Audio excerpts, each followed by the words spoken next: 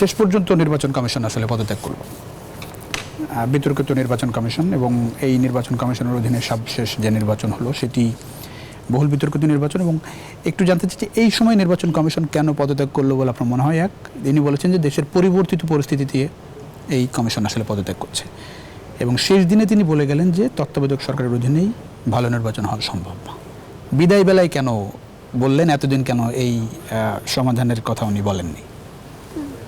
এটা আসলে আমাদের সংস্কৃতিতে সাংঘাতিক দুঃখজনক একটা বিষয়। যখন কর্মক্ষেত্রে থাকে বা কাজ করছেন, আজকে ওনার যে উপলব্ধিটা হলো, উনি জাস্ট যাওয়ার সময় বলে গেলেন যে নির্বাচনটা স্বচ্ছ হয়নি, গ্রহণযোগ্যতা পায়নি, তারপর তত্ত্বাবধায়ক সরকারের প্রয়োজন একটা সুষ্ঠু নির্বাচনের জন্য। কিন্তু এটা উনি শুরু থেকে এই জিনিসটা, এই ভয়েসটা রেজ করতে পারতেন।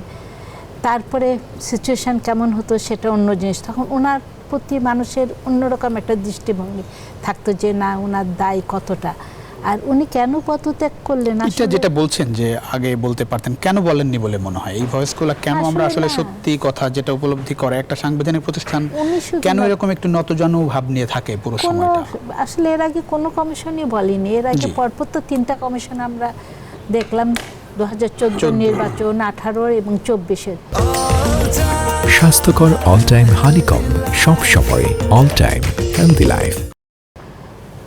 দেখেন 18 নির্বাচনে যেটা হলো যে রাত্রি ভোটটা হয়ে গেল, উনি কিন্তু নুরুল হুদা স্যার কোনো সময় কিন্তু থাকাকালীন সময়ে পড়লেনি। উনি নিজে ইন্টারভিউর সময় বলেছেন উনি আসলে নাকি জানতেনই না যে রাতে ভোট হয়ে গেছে। 2 দিন পরে উনি টের পেয়েছেন যে রাতে ভোট হয়েছে 2018। আচ্ছা ঠিক আছে, 2 দিন পরেই উনি স্বীকারোক্তিটা দিতেন, উনি বন্ধ করে দিতেন গেজেট পাবলিকেশন।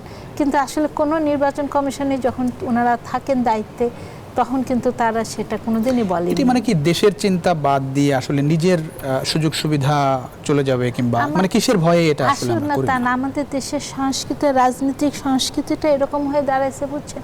আমরা তোষামতির একটা পর্যায়ে চলে এসেছি।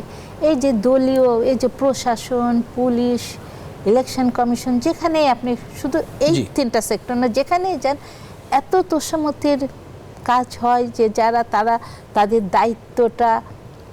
দায়িত্ব পালনের ক্ষেত্রে কি কি প্রতিবন্ধকতা আছে, কি হলে দায়িত্বটা ভালোভাবে প্রকাশ্যে বলতে পারে, কিন্তু ওনারা তা না বলে কিসের তৎকালীন সরকার খুশি থাকবে সেটা নিয়ে সেইভাবেই কথা বলে। এটা কেন জানি আমাদের দীর্ঘদিন ধরে আমরা তো এই একই সংস্কৃতি দেখে আসছি।